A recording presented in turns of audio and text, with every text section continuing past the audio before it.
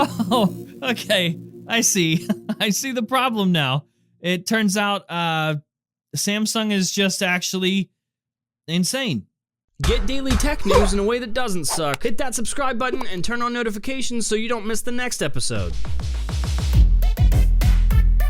Hello and welcome back to Front Page Tech, of course, show that gives you all the latest tech news from one geek that is me to another that is you. Happy day.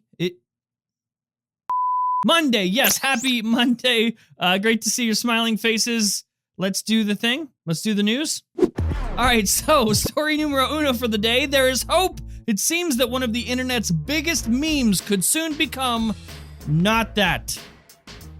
Not a meme, and more like real life. For years and years and years, we've been asking for one thing from Twitter: the ability to edit tweets. And ladies and gentlemen, there's just a small spark of hope. I mean, the CEO of Twitter even acknowledging it, that's a pretty good start. So Jack, the CEO of Twitter, ended up saying, when we hear about the edit button, you have to pay attention not to what people are asking you for, but to the use cases. What's the question behind the question? Okay, Jack, go on. So I misspelled something or tweeted the wrong URL, and I want to correct it. So that's a lot more achievable than allowing people to edit any tweet all the way back in time. So effectively, they're considering it. That's what you should get from this information. Jack, what the f***? Are you just now coming to this conclusion? Like, you guys put a room full of smart people together, you all sat down and you were like, we could let them edit tweets, but like not all the way back in time, and they should just be able to fix typos. We've been telling you this for years, and you put a bunch of old-ass people in a room together to discuss how social media works, and this was your conclusion? Why didn't you listen to us the first time? We've been telling you this! Alright, so this next one is about Apple. Some users of the iPhone X have noticed, since the iPhone X has come out, that their touchscreen has become unresponsive. To touch. Now, this has been going on for quite some time. Many people have complained about it, but there's been no real official confirmation from Apple until now. They are now rolling out a brand new program, a repair program that will go ahead and replace those unresponsive iPhone X screens for freezies. No money. Apple, I guess, has identified the actual problem that is with some of those iPhone X units that causes a component of the display module to fail. So if your shit failed, they will unfail it. They will, the word is fixed. They will fix it. Now, with this support document that Apple put out that was like, hey, we'll fix it, they did not specify exactly how many devices were affected by this display problem. But I mean, if you like scour around online, you'll find that it is quite the issue. So, good on Apple. I guess it's great that they've identified the problem. They're taking responsibility and they're willing to fix these devices, replace these display units for free. But they did it the way Apple would normally do something. Like over a year later, after people have had these problems and most likely have paid their own money already to fix their screens. A lot of people, of course, some people still experience issues, so they're just going to start experiencing issues and they'll be able to replace their screens for free. That's all great. It's over a year later and the new one's out, so that option is now on the table. Oh, your phone doesn't work? You can buy the new one. Yeah, very Apple. Okay.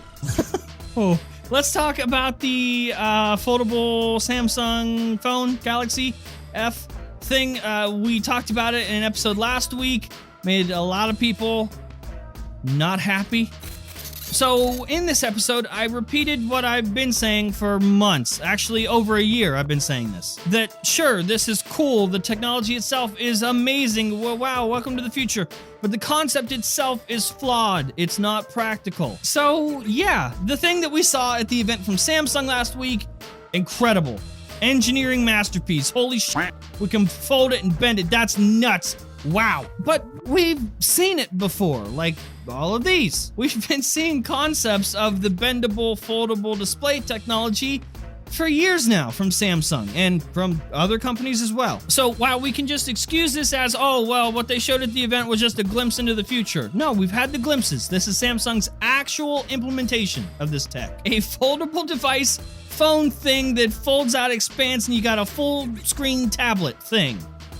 That is the flawed concept. That is the part that I have a problem with. And it's interesting.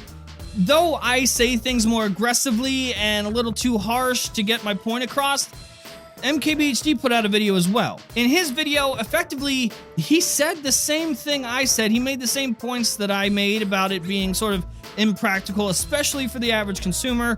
But he didn't get as nearly as much hate. So my point still stands. Like, yes, I strongly believe in this technology. The fact that we can bold and manipulate display panels like that. That's amazing if it's implemented in other ways. But this is the concept that we were given by Samsung, and this is the concept I have a problem with. This is the part that is impractical. A phone that transforms into a tablet. Cool. If you want the Optimus Prime phone, that's cool. There are going to be a few of you that want it and buy it, but the majority of people will not. And speaking of buying it, the concept phone, just a glimpse into the future, yeah, just as I said before, it's going on sale. So Samsung is going to ask consumers to buy this thing.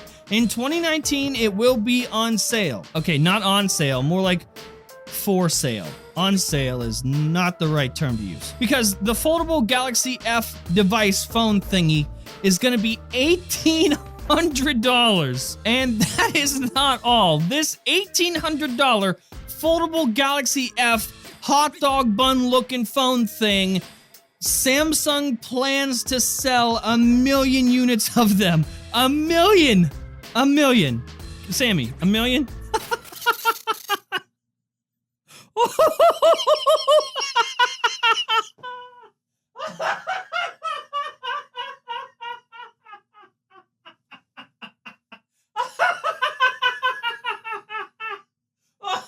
Oh, God.